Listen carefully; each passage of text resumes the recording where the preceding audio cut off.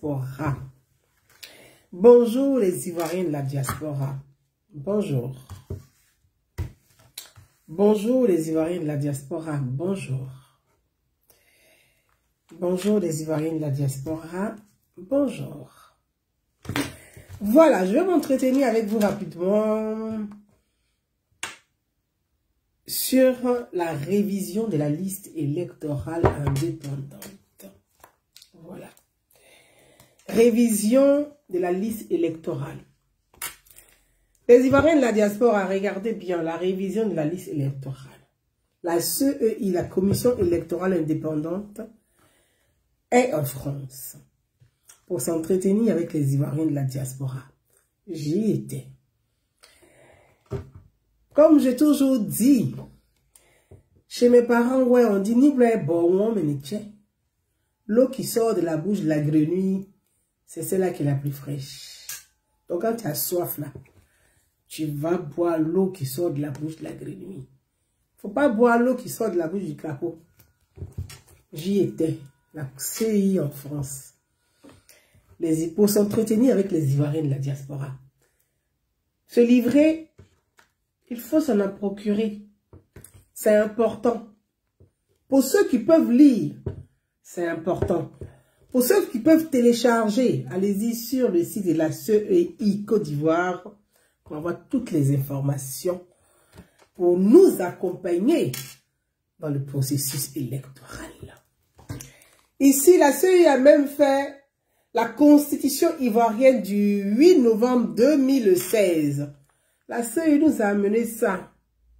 Je vous dis, c'est important. Quand on a la tête d'une commission, un homme de droit, de loi, qui aime les institutions, qui aime la loi, qui aime le droit, c'est une chance. C'est l'amusement, c'est une chance. Ça. Élection en Côte d'Ivoire, le code électoral. Voilà.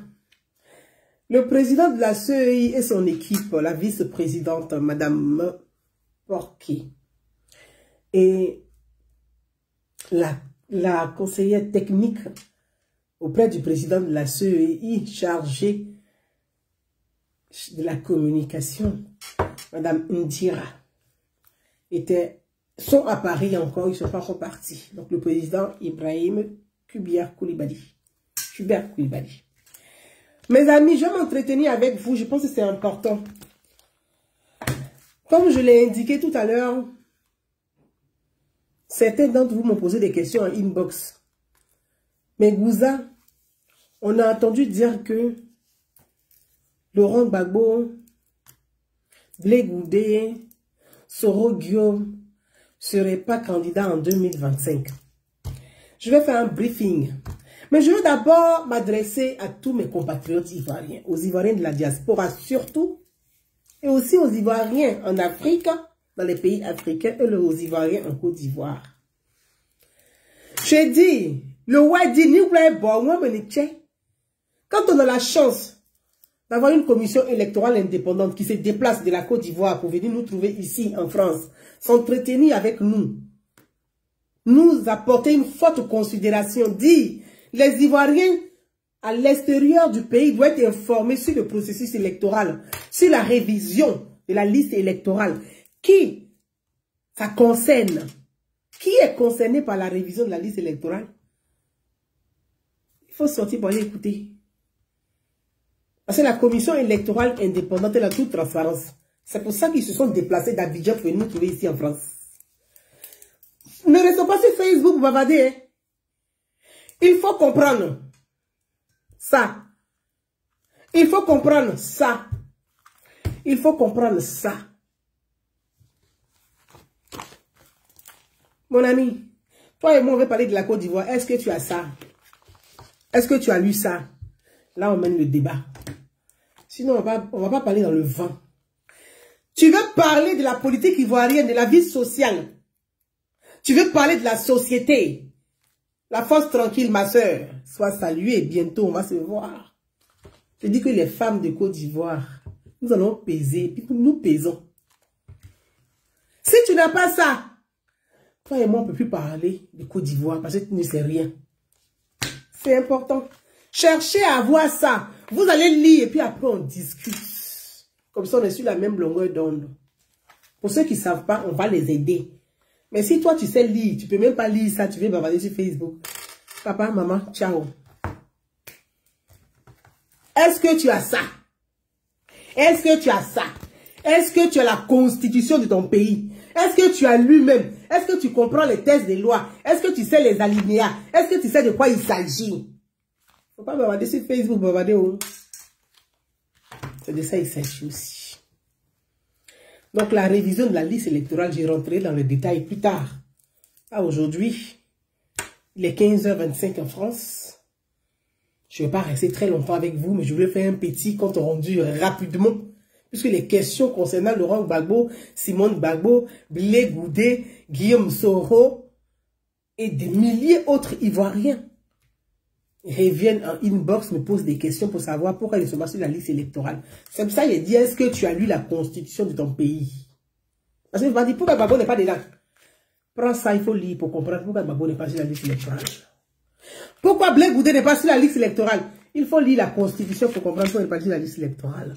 Pourquoi Soro n'est pas sur la liste électorale? Toi-même, il faut lire la constitution là pour comprendre pourquoi Soro n'est pas sur la liste électorale.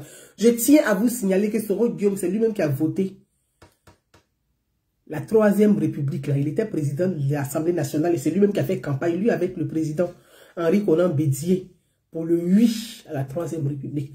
Donc Soro doit savoir pourquoi il n'est pas sur la liste électorale. C'est ça qu'il s'agit. Donc on parle. Brigitte Bidi.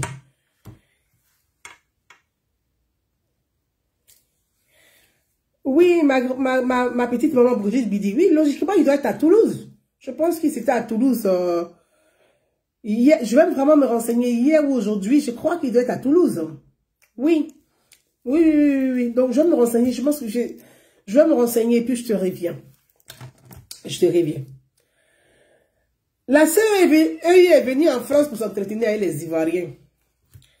La révision de la liste électorale, c'est pour se mettre à jour. Pour ceux qui ne sont pas à jour. La révision de la liste électorale, c'est pour s'inscrire afin d'avoir le droit de vote. On ne se lève pas pour aller voter. On doit être inscrit d'abord. Il y a des étapes à suivre. Est-ce que tu es inscrit sur la liste électorale? Ça permet de vérifier si tu es citoyen ivoirien. La force tranquille. Il faut aller vérifier sur le site de la CEI si tu es sur la liste électorale ou pas. Comme tu pars à Abidjan, tu te rapproches d'une CEI locale. Ils ont des représentations et comme ça, tu vas directement même au bureau de la CEI. Ils ont des représentations et puis tu te renseignes dessus. Il faut que tu sois sur la liste électorale. Parce que cette liste électorale, c'est ceux qui seront sur cette liste électorale qui vont voter au municipal et qui vont voter au régional. Donc, pour choisir ton maire, pour choisir ton président des régions, il faut que tu sois sur la liste électorale. On va choisir le projet de commune et le projet des régions. Donc, la révision de la liste électorale, c'est pour se mettre à jour. Si ton adresse, tu vas vérifier si ton adresse, là, tu n'as pas changé d'adresse. Si tu as changé d'adresse, tu es concerné par la révision de la liste électorale. Parce que l'ancienne adresse, là, il faut que tu viennes mettre à jour ton adresse, ta nouvelle adresse sur la liste électorale. Pour qu'on sache que, ah, la force tranquille, elle n'est plus au Maroc, elle est en Côte d'Ivoire. Voilà son adresse.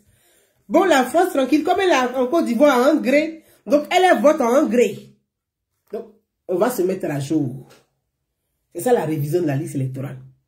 Aussi, ceux qui sont décédés, qui ne sont plus en vie, paix à leur âme, qui ont leur nom sur la liste électorale. S'ils ne sont plus de ce monde, ils ne sont plus avec nous et que Dieu les a rappelés à eux, on va retirer ceux-là sur la liste électorale pour ne pas fausser les calculs. Donc, ils vont sortir de la liste électorale parce qu'ils n'ont plus, ils ne sont plus capables de voter, ils ne sont plus en vie. Donc, ils ne peuvent plus voter, ils n'ont plus ce droit de vote. La révision de la liste électorale, c'est aussi ça. On va faire en français terre à terre à Bobolet pour qu'on puisse comprendre ensemble. Ceux qui ne sont plus de ce monde vont être retirés de la liste électorale. C'est ça aussi la révision de la liste électorale. La révision de la liste électorale, elle concerne aussi les jeunes majeurs à mesure de voter, c'est-à-dire les 18 ans et révolus, qui n'ont jamais voté dans leur vie, vont venir s'inscrire sur la liste électorale pour dire, oui, j'ai eu mes 18 ans, j'ai le droit de voter maintenant, je veux être sur la liste électorale. Et ils vont aller écrire leur nom, prénom, adresse, montrer leur pièce d'identité ou leur certificat, comment on appelle ça, extrait de naissance, non, c'est pas ça, leur certificat de nationalité ou montrer un passeport, ça dépend du pays, en Côte d'Ivoire ou en France. En tout cas, nous, concernant la France, avec notre passeport, on va se mettre à jour sur la liste électorale ou s'inscrire sur la liste électorale. Avec notre certificat de nationalité, on va s'inscrire sur la liste électorale ou se mettre à jour sur la liste électorale. Avec notre carte consulaire, on va s'inscrire sur la liste électorale, on va se mettre à jour sur la liste électorale. Donc, c'est à la commission électorale indépendante d'apprécier et de donner les instructions réelles, claires, des pièces à fournir pour s'inscrire. Nous concernant en 2020 pour la révision de la liste électorale, on a demandé soit le passeport, soit la pièce d'identité, soit la carte consulaire. Pour les Ivoiriens de la diaspora, nous-mêmes, c'est les passeports qui nous concernent. On est en France ici. Est-ce que quand on te demande, en France, on ne te demande pas pièce d'identité ivoirienne, on dit ton passeport. Donc, nous, c'est le passeport et la carte consulaire qui nous concernent le plus. Donc, je parle des Ivoiriens de la diaspora. Ivoiriens de la diaspora, intéressez-vous à la révision de la liste électorale. Bien fait, bisous à Kubi, Koulibaly. Bah, écoute, c'est avec... c'est très sympa en plus de ta part, parce qu'on a la chance vraiment, comme je le dis, d'avoir un homme de droit à la tête d'une institution, de la commission électorale. La commission électorale, c'est la loi, c'est les devoirs, c'est le droit, c'est nos devoirs et nos obligations. Donc, on a la chance d'avoir un magistrat à la tête de la commission électorale indépendante, qui connaît la loi et qui oriente tout le monde. Que tu sois citoyen, que tu sois parti au pouvoir, que tu sois parti de l'opposition, il accompagne tout le monde. Il sait en même temps des conseils juridiques pour accompagner chacun. Donc je pense que c'est une chance pour nous tous. En tout cas, le bisou que tu as fait, il est mérité. Et il mérite vraiment qu'on mette beaucoup de cœur pour lui. Parce qu'il fait un travail formidable avec son équipe pour permettre à notre pays, la Côte d'Ivoire, de participer à des élections apaisées. En toute transparence. Donc, mes amis, je rentrerai dans les détails par rapport à la liste électorale pour vous donner tous les détails au fur et à mesure. Parce que je ne vais pas durer sur ce direct. Vous voyez, au fur et à mesure, je regarde ma montre. Je ne vais pas durer sur ce direct. J'ai un rendez-vous téléphonique. Donc, je ne vais pas rester très longtemps avec vous. Ceux qui sont concernés par la liste électorale, j'ai donné un peu, plus ou moins, ceux qui sont concernés. Ceux qui ne sont jamais sur la liste électorale et qui sont à mesure de voter. Il y a des jeunes et ceux qui ne sont jamais intéressés à s'intéresser à avoir une carte d'électeur. Il est grand temps de vous intéresser à la vie de la cité, à la vie de votre commune, à la vie de votre région et à la vie de la nation. Parce que nous avons ce droit. Souvent on entend dire, oui, la commission électorale indépendante là. Bon, pour ceux qui veulent toujours faire de l'amalgame ou qui veulent toujours faire il faut bien la force tranquille, il faut bien leur parler car on ne veut plus de palabres dans notre pays. Dieu est miséricorde. Je pense que Dieu a écouté les prières de tous ses enfants du Côte d'Ivoire et que nous sommes un pays béni. Avec tout ce qu'on a vécu, la Côte d'Ivoire est sur pied. La Côte d'Ivoire se développe. Les Ivoiriens sont là, toujours joyeux. Ça, c'est la Côte d'Ivoire. C'est notre force, ça. Et donc, vraiment, nous sommes bénis de Dieu. Faut pas, ça va faire mal aux voisins, mais c'est comme ça y est. Parce que parmi les enfants de Dieu, là, il a béni tous ses enfants, mais il y a dedans, là, il y a des enfants qui l'aiment. C'est nous, la Côte d'Ivoire, sur le continent. Ils n'ont qu'à trécou. Il n'y a pas de jalousie dedans. Voilà. Et donc, je dis, il est important que chaque parti politique au sein de la commission électorale indépendante éduque ses militants. Je viendrai dessus. Il est important que chaque parti politique au sein de la commission électorale indépendante éduque ses militants. Je parle de tous les partis politiques sans exception. Parce que mes frères et sœurs, dans chaque parti politique, il y a des extrémistes politiques. Dans chaque parti politique, il y a des militants extrémistes. Et le problème dans notre pays là, et dans les pays africains, et dans tous les pays du monde, ce n'est pas que la Côte d'Ivoire, c'est toujours les extrémistes qui cognent les têtes, qui créent, qui provoquent les tensions, qui mettent le feu, qui activent le feu. Donc à un moment donné, et je pense qu'il est grand temps, que chaque parti politique de Côte d'Ivoire éduque ses militants à la citoyenneté. À la citoyenneté. C'est pour ça que je vous parle ici de la constitution de notre pays. Quand on dit, tu es de quelle nationalité? Tu ne dis pas que tu es malien, tu ne dis pas que tu es guinéen, tu ne dis pas que tu es burkinabé, tu ne dis pas que tu es béninois. Tu dis je suis ivoirien et tu tapes ta patrie, tu es fier. Parce que tu es un citoyen ivoirien et non un militant politique.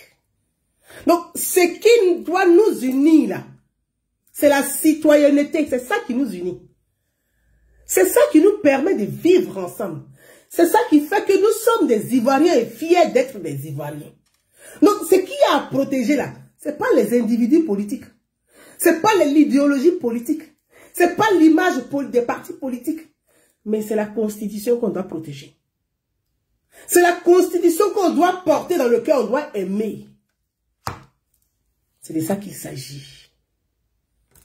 Donc, il faut éduquer les militants à la citoyenneté. Oui, je le dis, je le répète. Et je viendrai en long et en large dessus. Mon engagement est un engagement citoyen. Je vous le dis tout le temps. Je ne suis pas une militante politique. Je suis une citoyenne ivoirienne. Je suis une citoyenne ivoirienne et non une militante politique. Je suis responsable associative. Je suis présidente d'une association loi 1901. Donc je me dois de respecter la loi, le droit, les obligations et de respecter toute constitution partout où je me trouve. Dans n'importe quel pays où je mets mes pieds. Au nom des statuts de mon association, je dois respecter les lois. La constitution de chaque pays. Donc je suis une citoyenne. Je ne suis pas une militante. Mais être citoyenne ne m'empêche pas de porter un choix sur un candidat dans le choix pendant le processus électoral. C'est parce que je suis une citoyenne que je choisis un projet. Je choisis le projet d'un candidat. Je ne choisis pas un candidat, mais je choisis son projet qui est conforme à la loi, que je respecte. Donc, en tant que citoyenne, en 2020, je portais mon choix sur la candidature du président Alassane Ouattara. Pourquoi? Et je l'ai dit à plusieurs reprises. J'ai fait des interviews pour expliquer. J'ai dit, c'est le moindre mal. Je dis, c'est le moindre mal. Il faut préserver la cohésion, la sécurité. Il faut préserver les acquis. J'ai porté mon choix sur la candidature du président Alassane Ouattara. Et je n'ai aucun regret. Je le dis. Si c'était à refaire, je le referai. Aucun regret. C'est pas parce que j'ai porté mon choix sur un candidat qui fait de moi une militante farouche du candidat. Parfois, souvent les gens me caricaturent. Mais je pense avec beaucoup de plaisir et je suis à l'aise là-dedans. Parce que j'ai aucun regret. Mais je parle toujours des lois. Je parle toujours de la Constitution. Je parle toujours des institutions. Je parle de la République. Parce que je suis enfant de la République. Je ne suis pas enfant de parti politique. Je suis un enfant de la République. Et vous aussi, vous êtes des enfants de la République. C'est pour ça que je vais inviter tous les partis politiques, les responsables des partis politiques, à l'éducation de leurs militants, à la citoyenneté. Et j'en viens. La question m'a été posée sur pourquoi M. Laurent Gbagbo n'est pas sur la liste électorale. L'ex-président Laurent Gbagbo n'est pas sur la liste électorale. L'ex-président Laurent Gbagbo le sait lui-même. Il a été président de la République, donc il sait ce que c'est que la loi. Il n'est pas... Vous allez m'excuser, comme je vous ai dit, j'avais un appel... j'ai un appel, comme je vous l'ai dit, que j'ai un coup de fil, donc j'essaie de... Comme je vous l'ai dit, monsieur l'ex-président Laurent Gbagbo, et lui-même, il a été président de la République. Donc, il sait ce que c'est que la loi.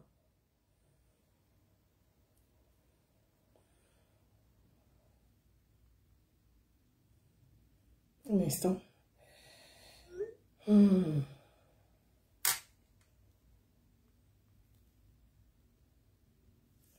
Il sait ce que c'est.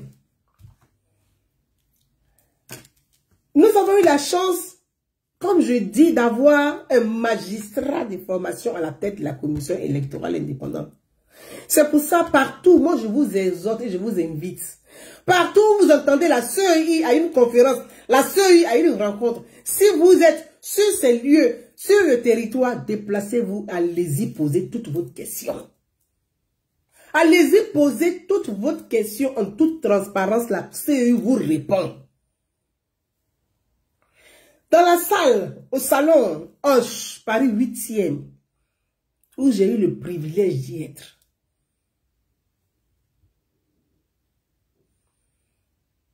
il y avait des leaders d'opinion du PPACI, du COGEP qui ont posé la question. Je pense que c'est là-bas vous avez entendu et vous m'interpeller sur la même question. Le président de la CEI, qui est magistrat, leur a expliqué la différence entre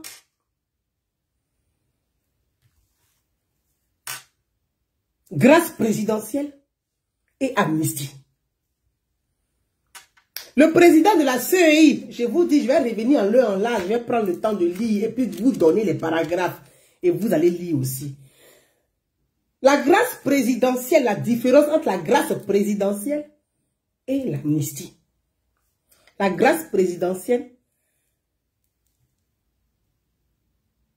c'est un pouvoir exécutif et dont le président de la République, le seul président de la République à qui le peuple a donné pouvoir peut signer par décret la grâce présidentielle.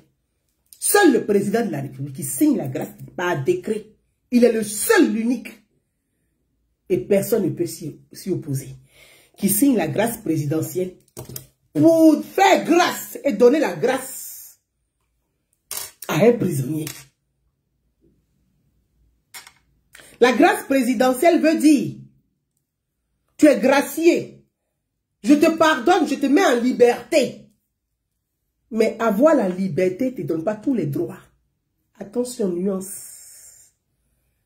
La liberté ne te donne pas tous les droits. Même nous-mêmes, qui ne sommes pas graciés, on n'a pas tous les droits. Parce que notre liberté a des limites.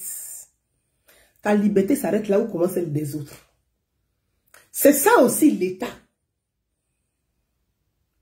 Le pouvoir d'organiser la vie en communauté afin de protéger le peuple. Pour que nul n'ait le pouvoir de se faire justice soi-même. Donc le président de la République, le peuple a donné un pouvoir, un mandat pour dire voilà notre pouvoir, tiens, gère-le. Tu as aussi le pouvoir de signer des décrets. Et donc le chef de l'État, le président de la République, a signé un décret où il a gracié Madame Simone Gbagbo, ex-première dame, qui était en prison à Oudiéné. Le président a signé un décret qui a gracié le président Laurent Gbagbo. Vous le savez très bien. Le président de la République, Alassane Ouattara, a gracié d'autres prisonniers politiques. Et d'autres prisonniers pas politiques. Parce que chaque année, le pouvoir que le peuple a donné au président de la République, c'est de gracier des prisonniers qui ont fait leur peine et qui ont un comportement, qui écrivent. Parce que le prisonnier, pour être gracié aussi, il doit faire son courrier adressé au président de la République pour dire, monsieur le président, j'ai été condamné à des faits comme ça, comme ça, comme ça. J'ai blessé la République, j'ai blessé les citoyens. Je demande pardon, je souhaiterais être gracié. Et au sortir de là, voilà la conduite que je vais avoir vis-à-vis de la République pour me faire pardonner, mais je vais être en liberté. C'est au président de la République d'apprécier. Donc le président de la République, son excellence, le président Alassane Ouattara, a apprécié et il a gracié Simone Gbagbo. Pour ceux qui se souviennent, l'ex-première dame Simone Gbagbo a dit, quand elle-même était en prison, l'Esprit de Dieu est venu lui dire, prie pour le président Alassane Ouattara pour qu'il ait longue vie. Pour ceux qui se rappellent, elle a dit, ah, Quelqu'un, moi je suis fâché contre lui, je la haine comme ça. Toi tu viens me dire de prier, de le pardonner, de prier pour lui. Elle dit, Dieu lui a dit, il faut prier pour lui. Donc je pense que c'est aussi la démarche de grâce. Ça fait partie de la grâce. C'est la grâce de Dieu aussi. Donc le président Alassane Ouattara a gracié Simone Gbagbo. Le même président Alassane Ouattara a gracié son frère, son petit frère, le Benjamin. L'ex-président Laurent Gbagbo. Mais gracier ne veut pas dire qu'ils ont été amnistiés. Amnistie, ça veut dire l'État, la société efface, on prend gomme. Amnistie, on va faire exemple.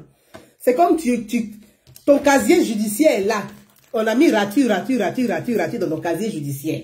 Amnistie, là, on prend gomme et puis on gomme tout, on efface l'État. On dit à partir d'aujourd'hui, ton casier judiciaire est vierge. Ton casier judiciaire est vierge. Voilà, comme ça. Ton casier judiciaire est vierge comme ça. Il n'y a plus rien dedans, on a tout gommé. C'est ça, on a dit amnistie. Mais une fois que tu as amnistié, qu'on a tout gommé dans ton casier judiciaire, tu as le droit, tu retrouves toute ta liberté et tous tes droits. Ça, tu es amnistié. Mais si tu es gracié et non amnistié, la société te met en liberté, te pardonne. Mais dans ton casier judiciaire, là, il y a rature encore dedans. Et comme il y a rature dans ton casier judiciaire, tu n'as pas tous les droits. Donc, le droit de vote. Tu n'as pas le droit de voter. Donc, comme l'ex-président Laurent Gbagbo et l'ex-première dame Simone Gbagbo et Charles Blé Goudé, il y a des milliers d'Ivoiriens qui sortent de prison et puis qui ne votent pas en Côte d'Ivoire. Qui n'ont pas le droit de voter parce que leur casier judiciaire, il y a plein de ratures dedans. Vous avez compris? Donc, je ne sais pas si vous avez compris la différence entre la grâce présidentielle et amnistie. L'ex-président Laurent Gbagbo, lui, il n'a pas gracié Guillaume Soro, le chef rebelle. Il a amnistié directement Soro Guillaume, pour ceux qui se rappellent les accords de Ouaga. Il a pris Soro Guillaume et puis il a gommé. Tout le mal que Soro a fait là, l'ex-président Laurent Gbagbo a tout gommé. A gommé avec les chefs rebelles là, il a tout gommé. Il dit, vous êtes amnistiés. Ça veut dire que il a effacé tout leur casier judiciaire. Donc, leur casier, étant donné qu'il est le président, il était le président de la République et qu'il avait pouvoir de signer un décret. Il a signé et puis il a gracié Soro Guillaume et les chefs rebelles comme zone. Merci à tout Traoré. Ils perdent tous leurs droits civiques. Tout à fait. Donc, il les a graciés. Ce qui fait que Soro Guillaume, à son temps, avait un casier judiciaire, malgré qu'il soit chef rebelle, criminel de guerre, qu'il a écrit un livre. Il avait un casier judiciaire qui était vierge. Comme s'il n'avait rien fait dans la société. Comme si c'était un ange. Mais aujourd'hui, quand tu es amnistié et que tu reprends tes bêtises là, ton casier judiciaire se remplit très vite et puis c'est rempli beaucoup. Et donc Soro, qui a été amnistié, est revenu remplir son casier judiciaire avec les appels à l'insurrection contre l'autorité de l'État, les appels à l'insurrection contre l'État, avec les appels à coup d'État. Ok, d'accord, donc je suis rassuré.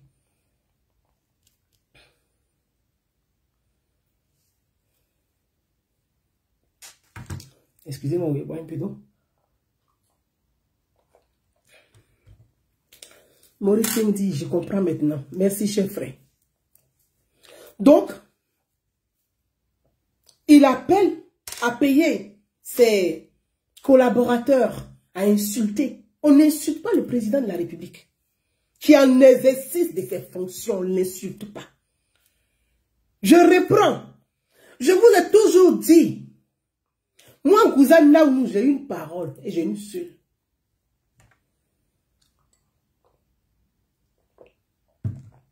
Je vous dis, l'État, c'est la continuité. L'État, c'est la continuité. La République, c'est la continuité.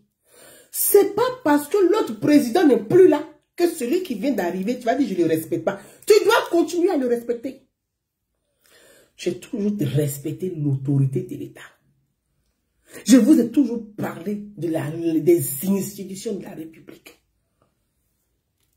Donc, Guillaume Soro étant président de l'Assemblée nationale, encore grave, président de l'Assemblée nationale, chef d'institution, qui régit les lois de la République, garant de la Constitution. Les lois sont ici, garant de la Constitution. La troisième République, lui-même, il a voté quand il était président de l'Assemblée nationale. Garant de la Constitution. Ça là. La Constitution ivoirienne du 8 novembre 2016. Soro Guillaume était président de l'Assemblée nationale. Il a fait campagne pour le 8.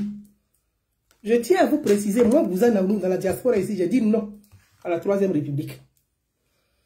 Mais qui peut imaginer que je puisse respecter la troisième République? Moi, j'ai dit non à la troisième République. Oui, j'ai mené les débats. On était que 3 personnes. Et les 3 personnes de la société civile, les militants du RHDP, les militants, le militant du RDR, les militants du PDCI, qui faisaient RHDP à l'époque, ils ont dit troisième République. J'ai dit attention. Vous voulez voter la troisième République, vous allez la respecter. Parce que moi, je suis quelqu'un de principe. Tu ne peux pas appeler à voter quelque chose et puis tu vas dire qu'il ne faut plus. Alors là, j'appelle ça du désordre. Et ça, je ne supporte pas ça. J'aime l'ordre.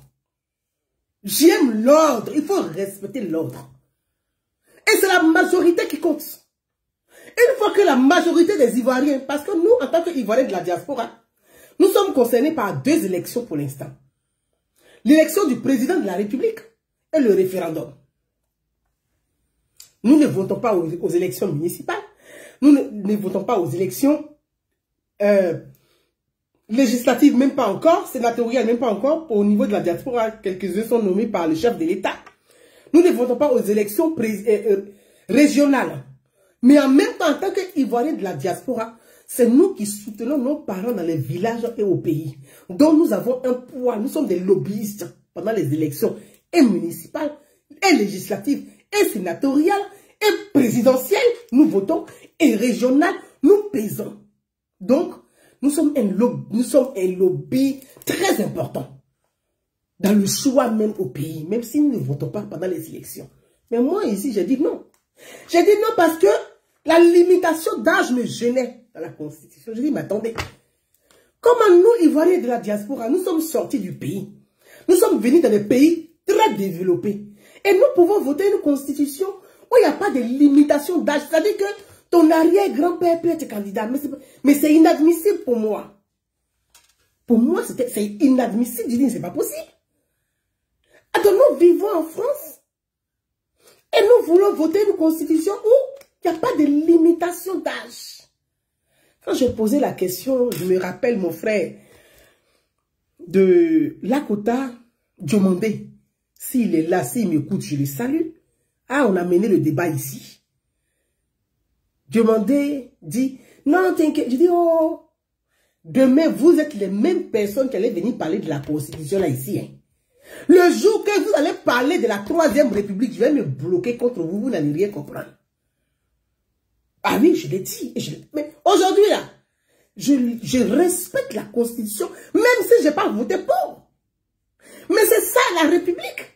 Je suis fille de la République. Je respecte la République. Je respecte les lois de la République. Une fois la majorité s'est exprimée, dans la démocratie, c'est la majorité qui l'emporte. Je me plie aux règles et je respecte le choix de la majorité. Mais c'est ça, j'ai fait profil bas.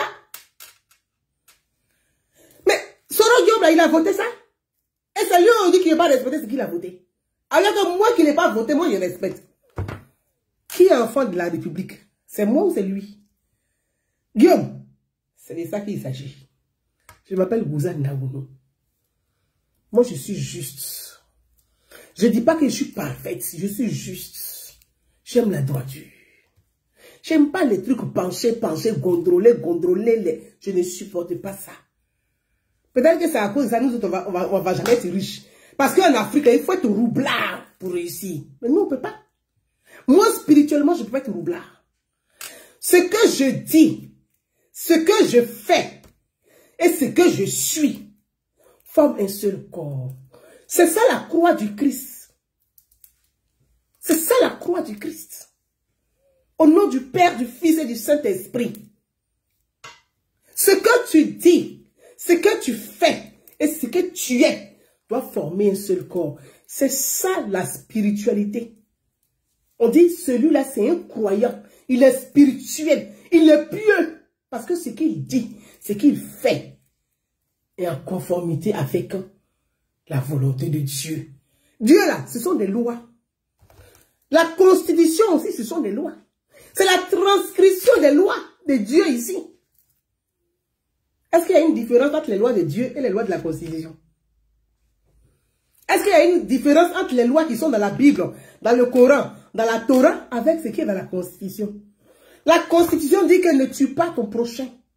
Si tu tues ton prochain, tu seras condamné et écroué en prison.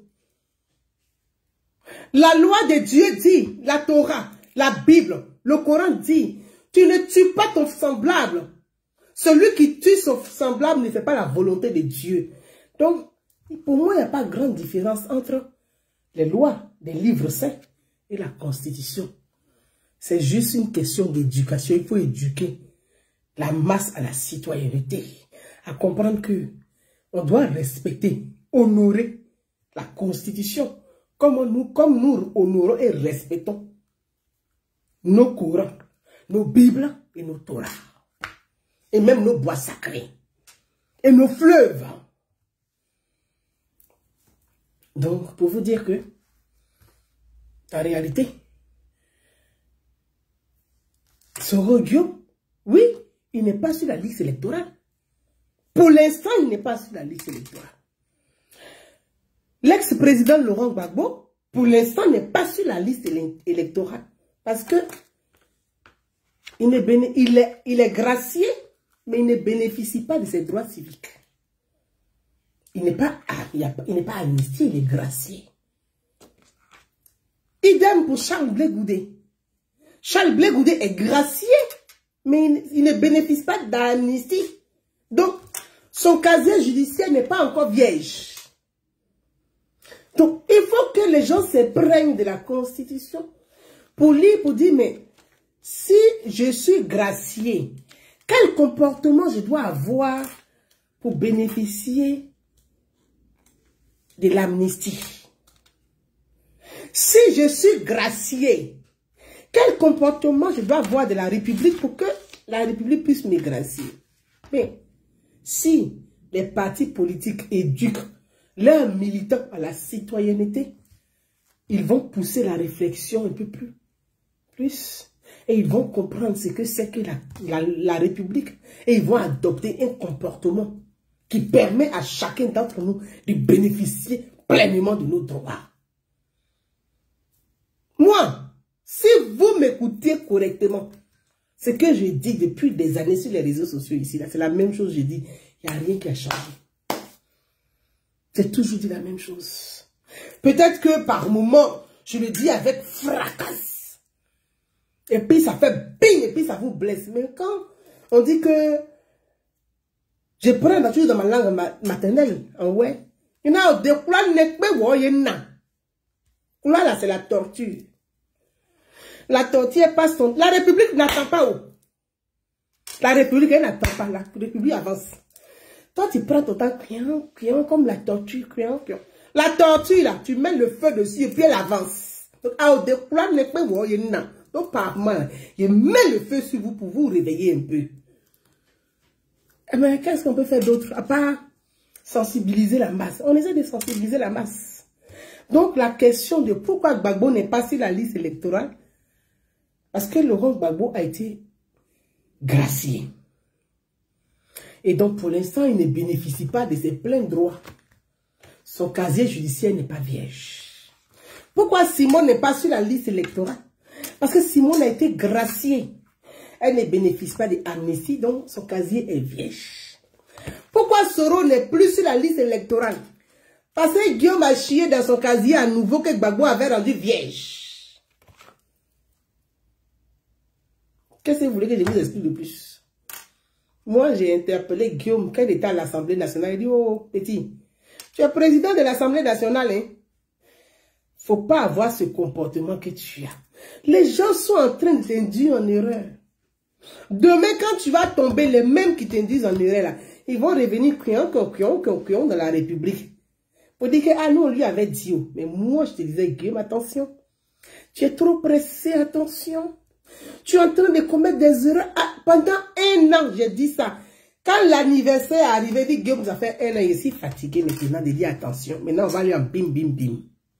On a fait bim, bam, bam, bigolo. Est-ce que c'est ma faute? Non. Je prends l'exemple aussi de notre soeur, Pulchérie Balé. J'ai interpellé la soeur Pulchérie Balé pour dire, Nia, tu es en train de commettre une bêtise. Hein. Pulchérie, tu es en train de faire une bêtise. Hein. Mais au moment où je disais à ma soeur Pulchérie Balé, fais attention à ce que tu es en train de faire. Est-ce que tu sais que ce que tu es en train de faire comme ça peut te créer ça comme problème? Mais les gens venaient en bas, elle-même venait en bas même pour m'insulter. Notre soeur, elle venait en bas. Je connais elle a 2 faux profils, je connais ça. Elle venait, j'ai pris, elle dit, Pulchérie. C'est ça que tu utilises pour venir m'insulter. Toi-même, tu vas te mettre dans les problèmes. Maë, tu es arrivé? Oh, alors, maman, il arrive tout de suite, mon fils. Tu as été rapide, mon petit.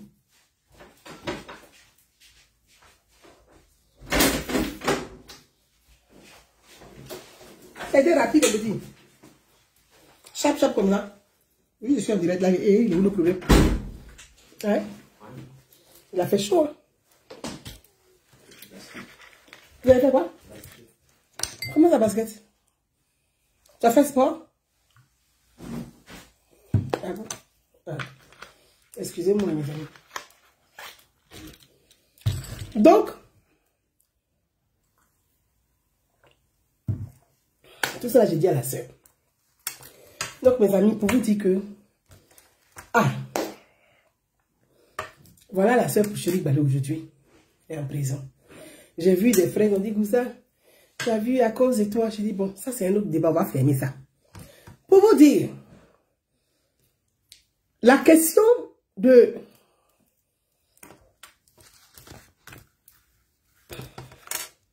la révision de la liste électorale indépendante. Mobilisez vos militants. Tous les partis politiques qui sont au sein de la commission électorale indépendante sont informés, ils savent. Ils connaissent les dates.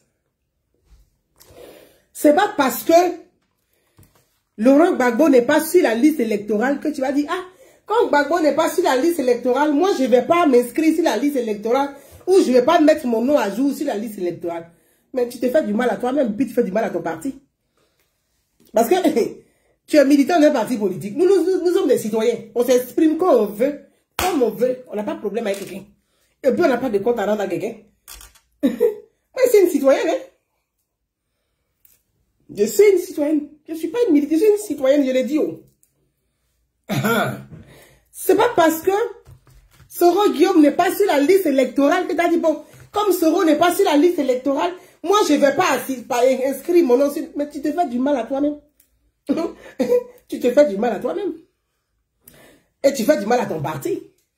C'est pas parce que Blé Goudé n'est pas sur la liste électorale que tu as dit que comme Blé n'est pas sur la liste électorale, moi je ne vais pas.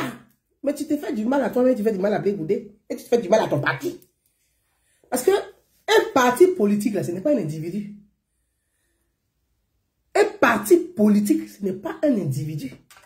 C'est l'ensemble de vos idées que vous mettez ensemble. C'est un parti politique. Un parti politique, ce n'est pas un individu. Ce n'est pas un individu. C'est l'ensemble des idées. On dit courant politique. Quand on dit courant politique, c'est l'énergie. On dit courant. Électricité politique, c'est l'énergie là que vous mettez ensemble. Pour dire, Ici, là, on met tout cela ensemble, on a fait une force de proposition, une vision pour accéder au pouvoir, parce que nous voulons aussi apporter notre pierre au changement. C'est pas parce que celui que tu penses être ton leader politique n'est pas sur la liste électorale que toi, tu ne vas pas aller t'inscrire sur la liste électorale. Non. Je prends un exemple simple. Le choix du maire de ta commune. Toi, tu résides à Yopougon. Moi, je réside à Bobo. Toi, tu résides à Angré, à Cocody. L'autre réside à Koumassi. L'autre est à Port-Boué. On a compris. Je prends un exemple banal. Moi, je suis à Bobo. Toi, tu es à Yopougon. Tu dis, ah, quand Gbagbo n'est pas sur la liste électorale, là, moi, je ne vais même pas aller voter. Mon frère, si tu ne votes pas, tu sauves l'adversaire du parti, de ton parti au pouvoir. C'est-à-dire que tu sauves l'adversaire de toi, ton parti politique, là. C'est à lui, tu donnes, tu retires une voix, et puis tu donnes une voix retirée, là. C'est une voix de gagner pour ton adversaire politique. Je reprends. On va faire ça comment? Parce que avec vous, là, maintenant, là, ça fait des classes de CPE. Maman. On prend ici. Voilà. Il y a 3 voix. D'accord? Il y a 3 voix à Yopougon. On dit, il y a 3 voix à Yopougon. Celui qui a 2 voix, c'est lui qui gagne. Non, d'accord? Ou celui qui a 4 voix, c'est lui qui gagne. Celui qui a 3 voix, sur les 4 voix, c'est lui qui gagne. Maintenant, toi, tu es là, tu t'appelles Seri. Seri Legotapé. Seri Legotapé dit, comme Gbagbo n'est pas sur la liste électorale, lui ne va pas voter aux élections municipales. Mais Seri Legotapé, on dit, sur les 4 voix là, il faut avoir la majorité, c'est-à-dire il faut avoir 3 voix pour gagner. Maintenant, toi, tu dis que toi, tu vas quitter un singleton, tu ne vas pas voter. Donc, Seri Legotapé ne vote pas. Ah oui. On va prendre Digbe Ouattara Coulibaly. Lui, il va voter. Donc, Digbe Ouattara Coulibaly vote. Digbe Ouattara Coulibaly a voté. Il reste 2 voix. Étant donné que Seri Legotapé n'a pas voté. Donc, il reste 2 voix. Digbe Ouattara Coulibaly, lui, il a voté. Donc, il a déjà 1 voix. Seri Legotapé, ton candidat là, a 0 voix. Digbe Ouattara Coulibaly, son candidat a 1 voix. Donc, ça fait 1 voix de moins. Mais 1 voix de plus pour le candidat de Digbe Ouattara Coulibaly. Donc, entre vous deux là, qui est bête?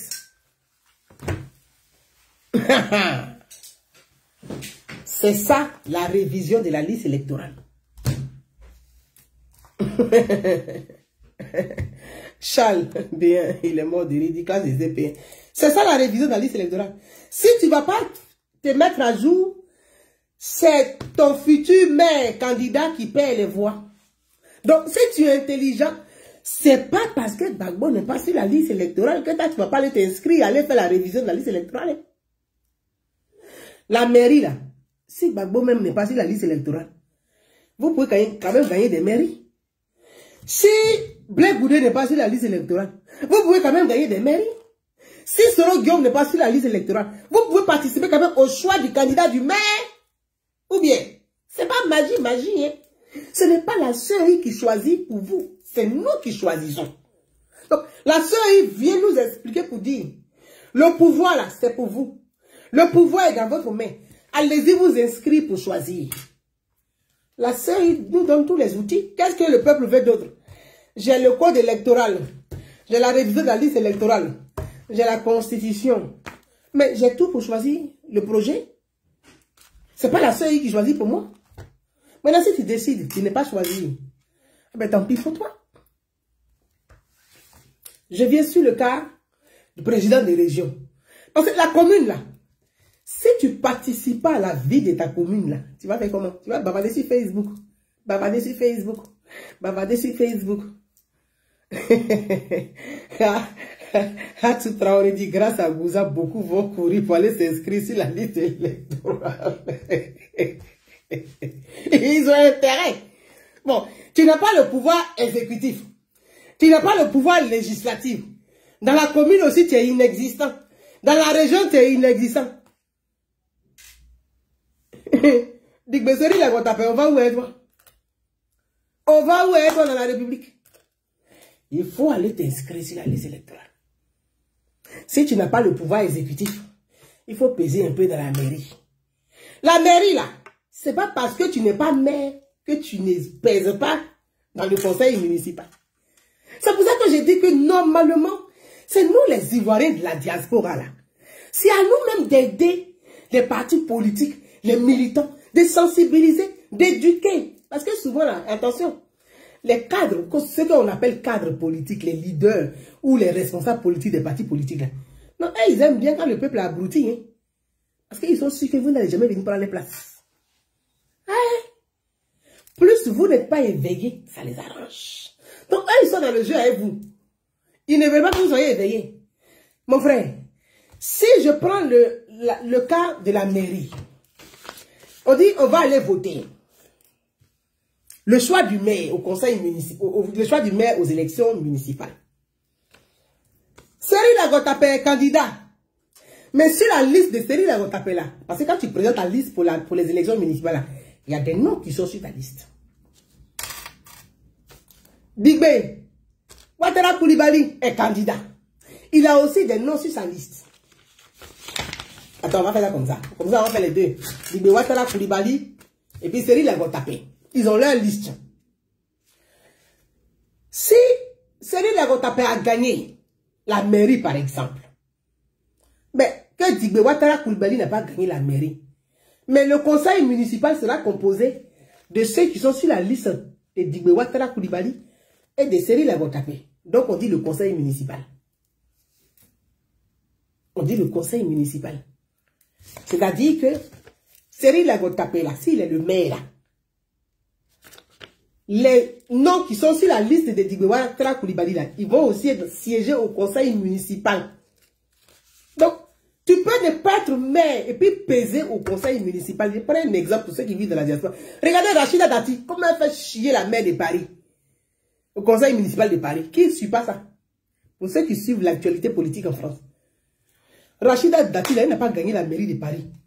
Mais elle fatigue la maire, elle voudrait même faire même que maire. Elle peut bloquer même le budget. Donc, la politique aussi, là. S'il faut savoir faire de la politique, ça là, ce cours que je vous donne là, c'est un cours que je vous donne. Il faut savoir faire la politique. C'est pas parce que tu n'es pas le maire d'une commune que tu es inutile dans la commune, non. Tu dois être utile au conseil municipal. Donc il faut que tu sièges au conseil municipal. Pour avoir ton œil, pour contrôler ce que le maire fait avec l'argent, le budget de la commune. Parce que quand on est opposant politique, on se doit de contrôler l'action du maire. On contrôle l'action du président des régions. On contrôle l'action de l'État. C'est ça, on dit un opposant politique. Un opposant politique, là, c'est pas celui qui vient sur Facebook pour inciter le président, pour inciter son gouvernement, pour inciter ses ministres. Mais c'est pas ça, c'est un débile politique. C'est pas un opposant politique. Parce qu'il n'est pas utile, au fait. Être utile, c'est de contrôler l'action du gouvernement. C'est sur ça qu'on doit entendre les opposants politiques. Et non sur les questions de « Ouais, pourquoi il va faire pompe pour aller à Bassab?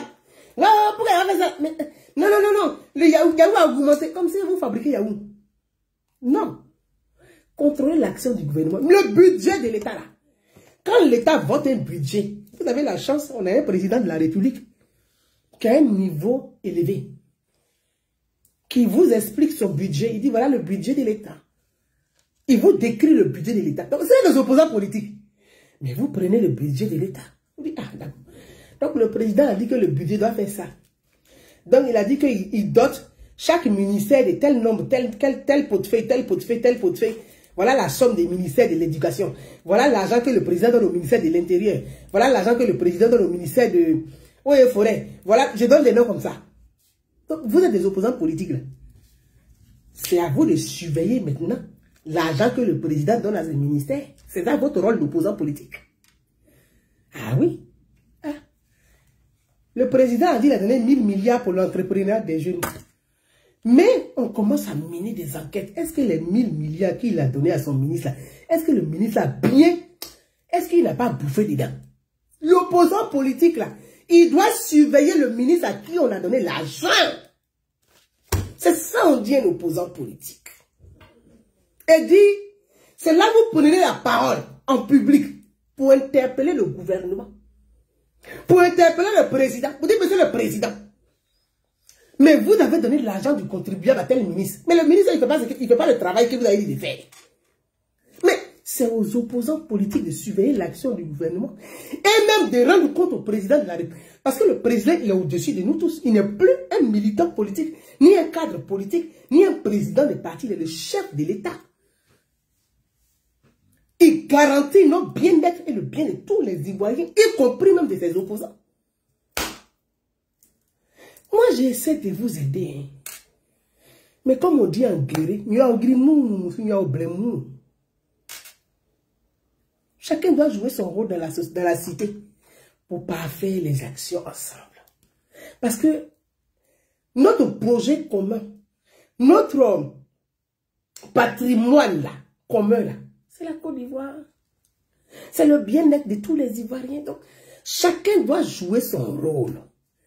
C'est ce que je vous dis en tant que Ivoirien citoyen.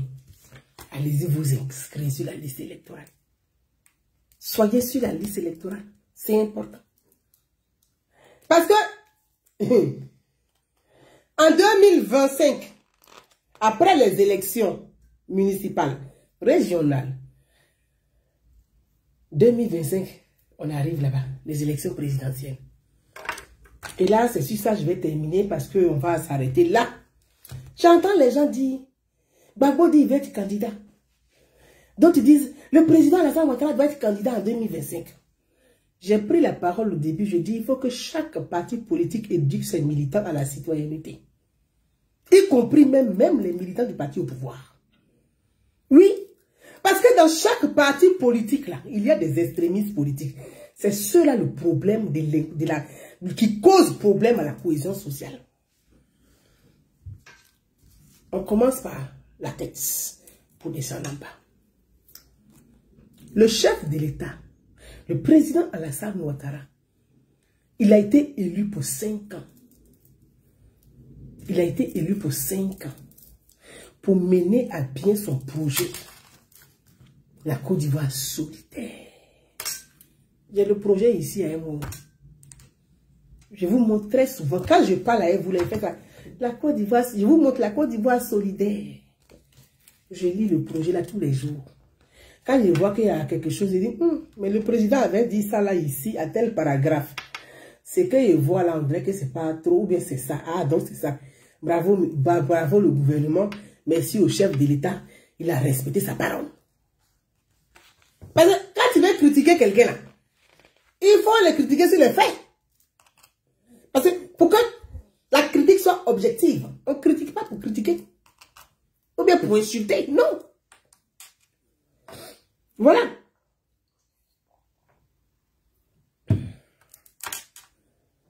C'est ce que je vous dis toujours. Le chef de l'État a été élu pour 5 ans.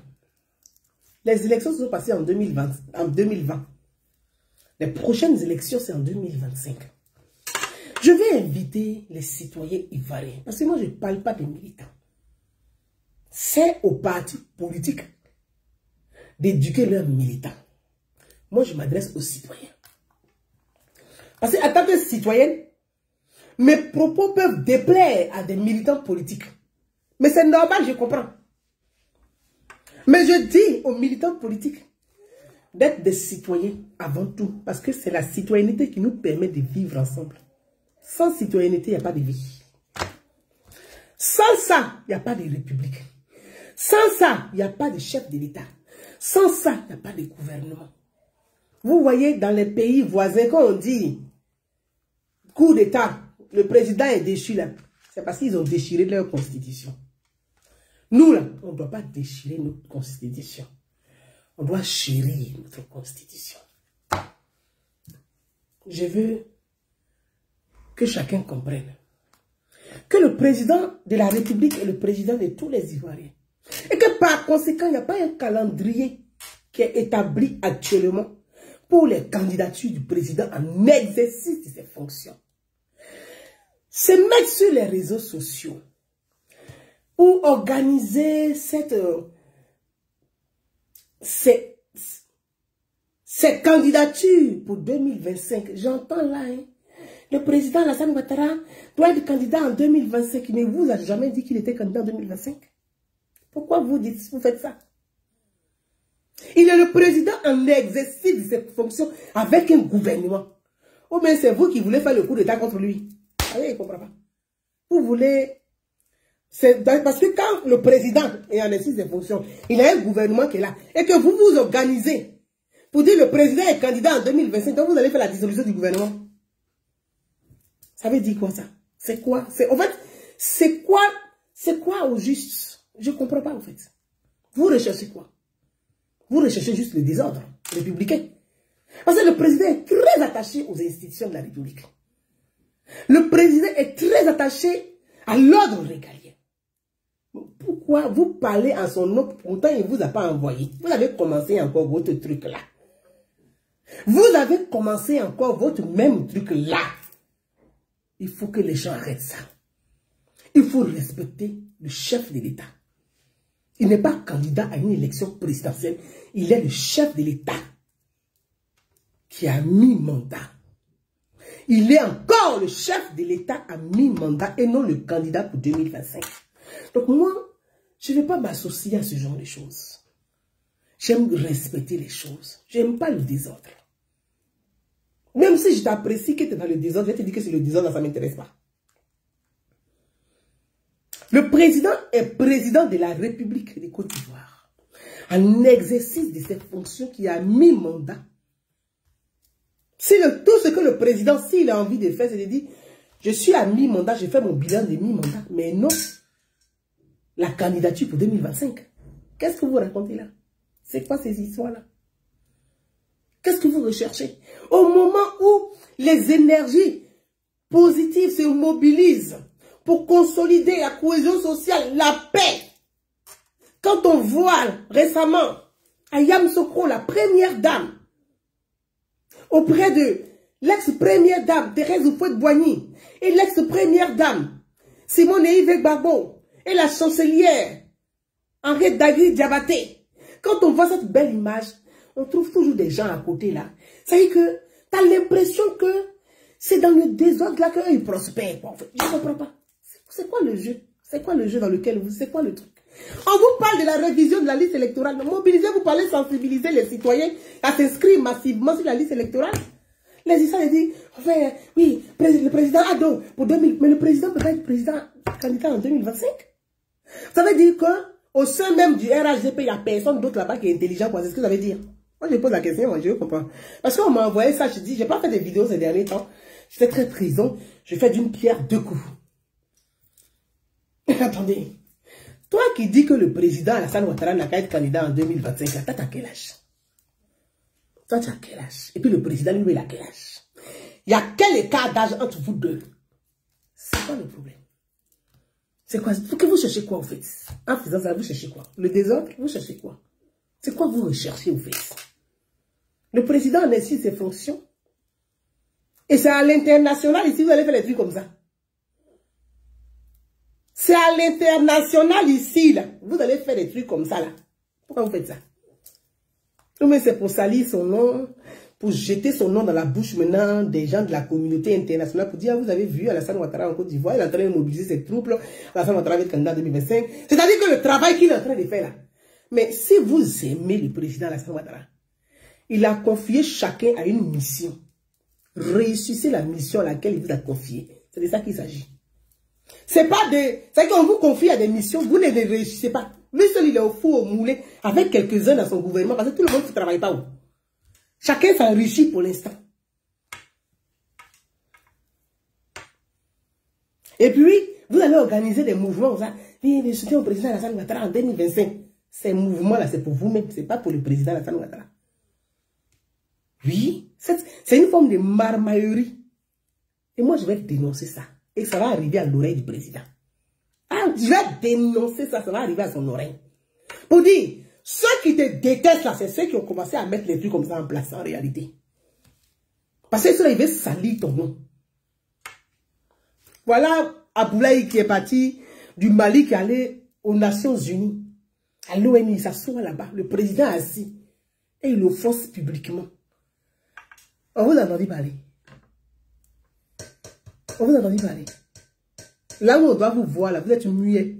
C'est dans la maillerie, vous êtes premier. On vous a entendu parler. Il dit, hein, moi, j'ai porté ma candidature. J'ai porté mon choix sur le candidat Alassane Ouattara.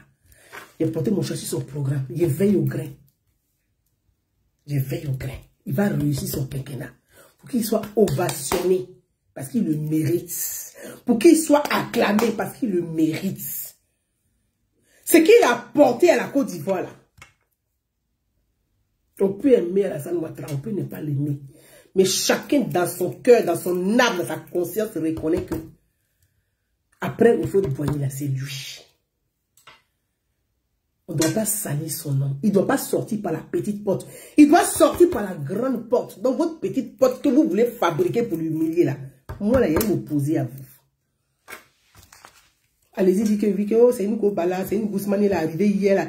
Je m'en fous de je suis arrivé hier ou avant-hier, ça ne m'intéresse pas. Je ne suis pas une militante, je suis une citoyenne. Je vous ai toujours dit ça. Je suis une citoyenne, donc je m'exprime en tant que citoyenne.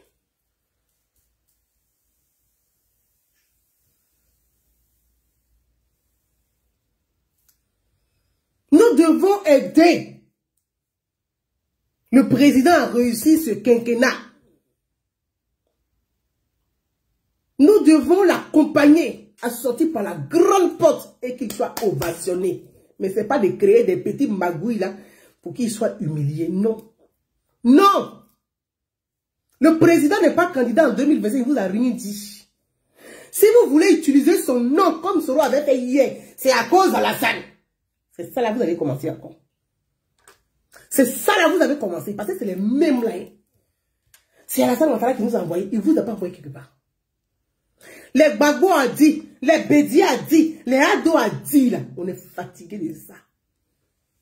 Oui, on est fatigué de ça. Voilà ce qui nous intéresse.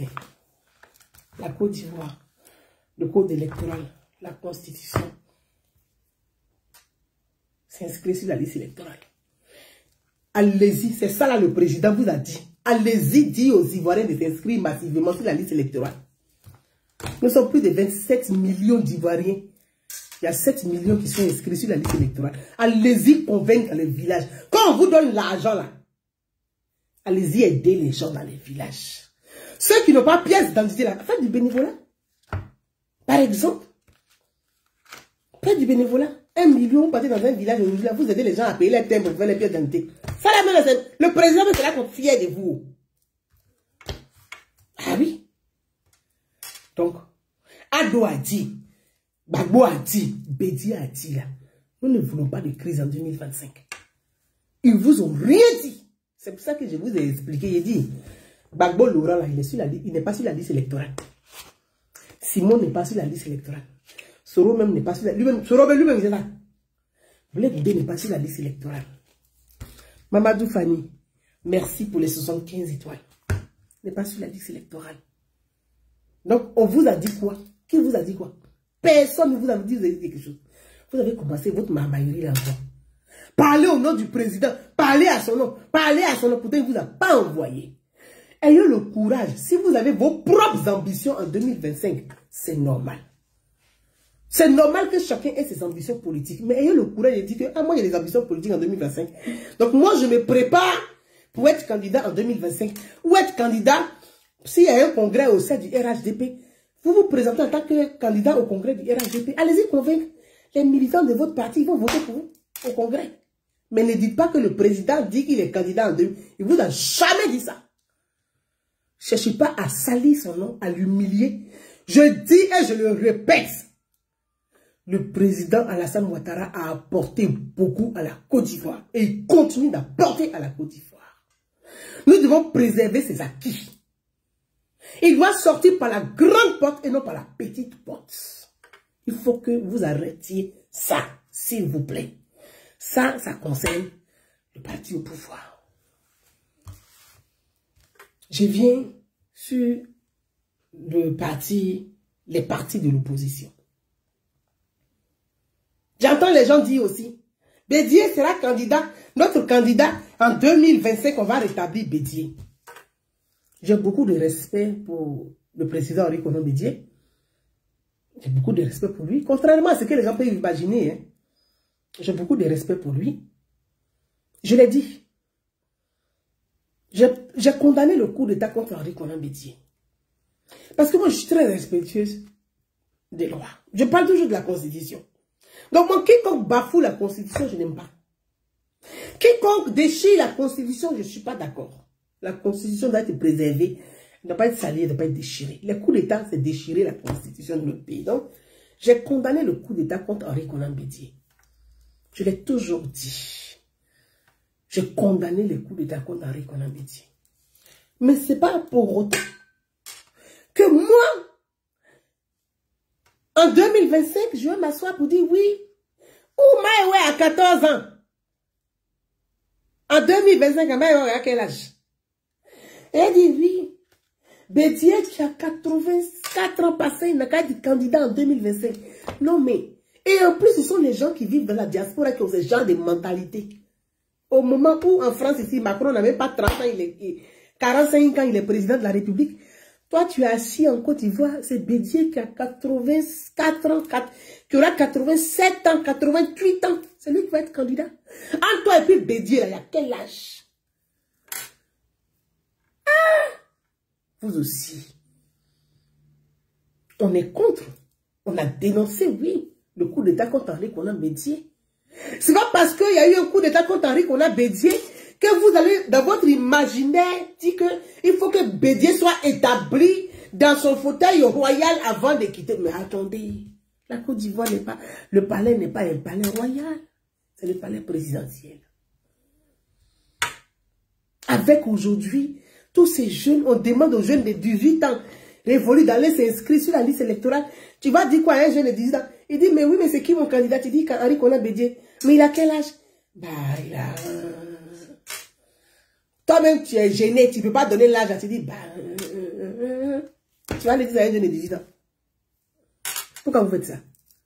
Donc, vous allez dire qu'au PDCI, il n'y a pas quelqu'un qui est capable d'avoir une carrure que vous pouvez réfléchir, pousser la réflexion pour dire, mais il faut travailler un projet. Il n'y a pas, vous savez, à part Bédié, il n'y a personne qui est intelligent là-bas, au PDCI RDA. Il n'y a personne là-bas. Pourquoi vous faites ça?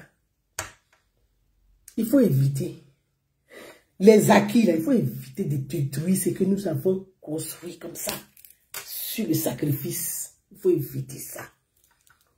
C'est ça là qui a provoqué le problème après la mort de Félix Houphouët-Boigny. Il ne faut pas qu'on arrive au même scénario. Il ne faudrait pas qu'on arrive au même scénario. Il faut éviter ça. Il faut éviter ça. Au PDCI RDA, il y a des intelligences. Il y a de la ressource. C'est le moment. Au lieu de rester là, chacun va réfléchir individuellement. Réfléchissez collectivement. Faites des colloques. Posez le sujet. Commencez à émettre les idées, à écrire les idées, à réfléchir et enfin à mûrir les idées pour dire, mais qui peut être le potentiel candidat du PDCI qui peut incarner nos idées et non son idée? Vous ne pouvez pas faire ça. C'est le vieux Bédié qui est fatigué. Là. Vous allez venir tirer ici. On va aller dire aux enfants de 25 ans là. Oui, ah, mais où il y a les TikTok aujourd'hui là? Le candidat du PDCI là, c'est Henri Konan Bédié. Ah bon? C'est qui? On montre son visage. C'est quoi ça là? Pourquoi vous faites ça? Il faut que vous arrêtiez. Et maintenant, commencez à réfléchir. On est presque fait 2022.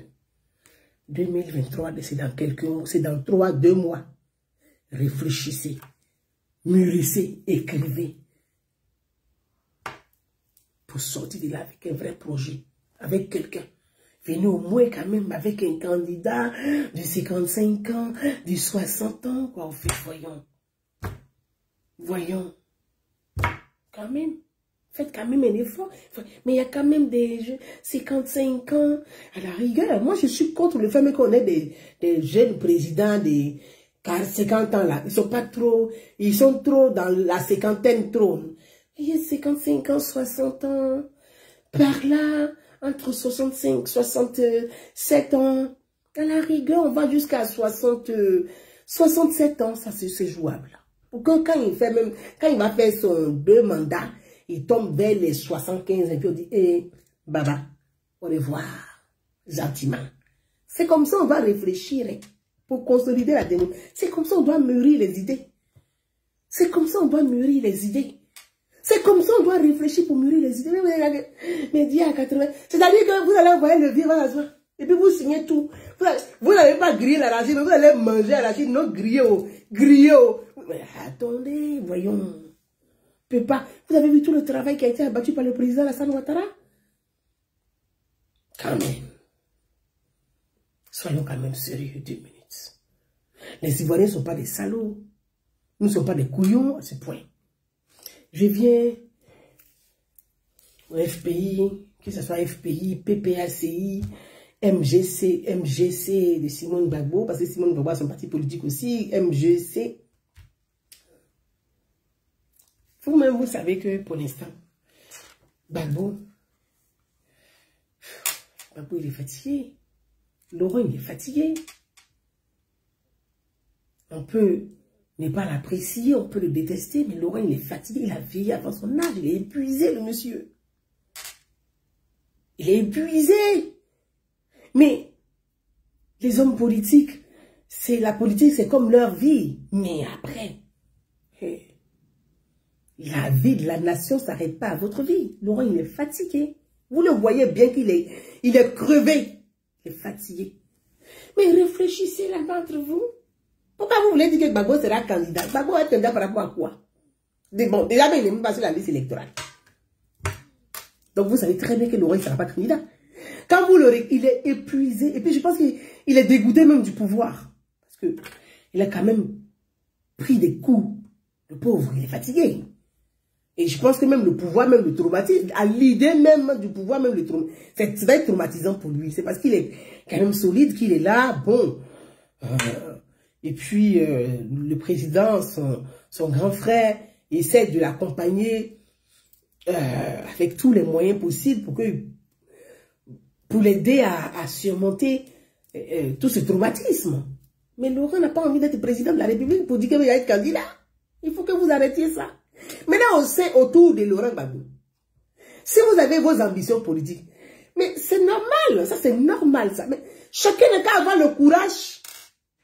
Pourquoi vous voulez utiliser son nom pour dire que Gbagbo sera candidat en 2025? Gbagbo n'est pas sur la liste électorale. D'abord, il ne vote pas. Donc, il va être candidat comment? Vous savez ça très bien. Donc, arrêtez de jouer avec la vie de vos militants. Il faut que vous arrêtiez ça. Si les militants là, mais aussi ce sont des jeunes, ce sont des femmes qui ont envie d'avoir une vie politique. Mais c'est pas parce que Gbagbo n'est pas sur la liste, comme je l'ai dit. Mais vous avez des jeunes qui peuvent être des maires, qui peuvent être des présidents de région, qui peuvent être des sénateurs, qui peuvent être des députés. Voilà. La vie politique, c'est que ça ne s'arrête pas qu'à être président de la République. Non. La vie politique, c'est aussi de gérer aussi dans les collectivités. Donc, vous inscrivez massivement sur la liste électorale. Mais allez-y, comment je vous en... Allez-y, vous inscrivez. Aidez vos militants qui n'ont pas qui ne peuvent pas s'inscrire à s'inscrire. Pour que vous participiez à la vie de la collectivité, aux élections municipales comme régionales. Vous savez très bien que Laurent n'est même pas inscrit sur la liste électorale. Maintenant, vous faites les semblants. Dès que vous faites du cinéma, Gbagbo dit il est candidat en 2025. Mais vous vous foutez de qui? Vous vous foutez de qui là? De vos militants, parce que ce n'est pas de nous. Vous vous foutez de vos militants. Vous manquez de respect à vos militants. Vous savez très bien que Laurent ne sera pas candidat en 2025. Quand je vais dire, vous avez dit que Gbagbo ne sera pas candidat. Non, mais il faut que vous arrêtiez. Il faut que vous arrêtiez. Oui. Gbagbo en 2025, il aura quel âge? Laurent, il a 76 ans. C'est ça. En 2025, il aura quel âge? Il sera dans 80 ans. Donc, vous croyez que l'avenir de la nation, là, on va mettre 3 candidats qui ont 80 ans passés. C'est ça l'avenir de la nation. Pourquoi on fait ça? C'est-à-dire que tout ce qu'on a construit avec l'effort, avec tout ce que on a comme acquis là, vous voulez qu'on détruise tout en 2025. Pour quelle raison? Parce que vous, Vous voulez que Gbagbo soit candidat quand vous êtes sûr que vous serez ministre. C'est tout. Parce que je ne sais pas, c'est pas le truc. À un moment donné, il faut arrêter. Au sein du PPACI, du FPI, du MGC, de Mme Simone Gbagbo, de toute façon, que ce soit MGC, que ce soit PPACI, que ce soit COGEP, vous êtes du même courant pensée politique de gauche. Donc, à un moment donné, vous allez vous rejoindre. Parce que pour conquérir le pouvoir, il faut rassembler. Hein. Quand on vous dit RHDP, là, c'est un rassemblement des courants politiques hein, qui portent les mêmes idées et valeurs de progrès et de développement que le père fondateur Félix Houphouët-Boigny. C'est pour ça qu'on dit les oufouettistes. Donc, c'est des courants de pensée qui se sont rassemblés pour faire une fosse. Donc, à un moment donné, vous ferez aussi pareil. Parce que ce sont les mêmes courants de pensée. Donc, pensez maintenant pour sortir de là avec un candidat. Au moins qui aura quand même 55 ans, 60 ans, 67 à la rigueur. Et puis vous réfléchissez ensemble, vous mettez derrière lui. Il faut qu'on arrive quand même en 2025 avec des intelligences, mais pas avec un désordre. Voyons. S'il vous plaît, quoi. Vraiment, mes amis, on va s'arrêter là. Voilà, pour aujourd'hui. Et puis, bon, on va parler de qui, que ce soit Charles Blé Goudé. Oui, bon, Charles Blé Goudé n'est pas sur la liste électorale. Bon, il est encore jeune. Donc, à lui de travailler. Parce que quand on n'a pas tous ses droits civiques, d'accord? On travaille pour que la République efface gomme dans son casier judiciaire. Donc, à lui de travailler pour que son casier judiciaire puisse gommer. Mais pour cela, il y a des comportements à avoir dans la République. Pour cela, il y a des attitudes à avoir, dans la République. Pour cela, il y a le bon comportement à adopter. Je ne dis pas que... Parce que les gens interprètent mal. N'interprétez pas mes propos. Hein. Voilà, c'est un conseil. Après, on dit, ça après on va laisser. Voilà. Soro Guillaume, c'est pareil. Il a été plus gourmand que son ventre. Maintenant qu'il a des nausées, il vomit. Qu'est-ce que vous voulez qu'on fasse? On va chercher du Gaviscon pour lui. Voilà. C'est tout. Donc ne cherchez pas à dire que, en 2025, là, ça va être Soro Guillaume. Mais attendez, donc vous allez penser que bon, on va prendre. Quand vous réfléchissez entre vous là-bas, à part Soro Guillaume, vous n'avez personne d'autre. Il n'y a plus quelqu'un qui est intelligent. Quoi. Tout le reste, ils sont bêtes. Ceux qui sont là-bas, ils sont tous bêtes. À part Soro Guillaume, il y a personne qui a cerveau là-bas. Soro Guillaume, son cerveau n'est pas non plus costaud. Hein. Voilà, donc vous n'allez pas me dire qu'il y a personne qui a un peu plus quelque chose. Non. Donc, réfléchissez, ça s'appelle avoir de la réflexion. Le débat, c'est ça. Ayez le débat, la réflexion. Vous faites de la politique sans comprendre la politique, sans connaître la politique. Parce que vous faites de la polémique. Si vous savez que, quand tu dis, mon leader, il a tel problème, on n'a qu'à réfléchir. Parce qu'en 2025, là, on dirait que Soro ne sera pas candidat. Donc, on n'a qu'à commencer à préparer celui qui pourrait être candidat si ce n'est pas Soro. C'est comme ça on organise les choses. En 2025, là, on dirait que Gbagbo ne sera pas candidat. Donc, on n'a qu'à préparer déjà. Et puis, Gbagbo, même déjà, il est déjà fatigué. Donc, vraiment, l'option, c'est le père de notre mouvement ou de notre idéologie politique. Il n'a qu'à être à la tête. Et puis, on va prendre quelqu'un qui va être le parrain. Lui, il est le parrain de la personne. Gbagbo n'a qu'à parrainer quelqu'un. Bon, vous allez faire quoi? Son gendre, Stéphane Kipré?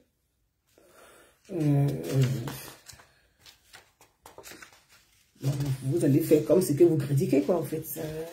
Donc, voilà. Enfin, bon, voilà. Voilà, moi, je donne juste des idées, je m'arrête là. C'est tout. Sur ce, mes amis, je vous embrasse, je vous ai lu. Je vous lis, j'ai pris plaisir à vous écouter, à m'entretenir avec vous. Ce que je dis n'engage que moi, hein, ne prenez pas ça en mal non plus. Si vous voulez me bouffer, bouffez-moi tout doucement, avec moins de bruit. N'oubliez pas, la Constitution, le code électoral, la révision de la liste électorale. Je vous embrasse, je vous remercie. Merci pour ceux qui m'ont suivi, merci pour ceux qui me suivront, merci pour ceux qui m'apprécient, et merci pour ceux qui ne m'apprécient pas. À très bientôt. Bye bye.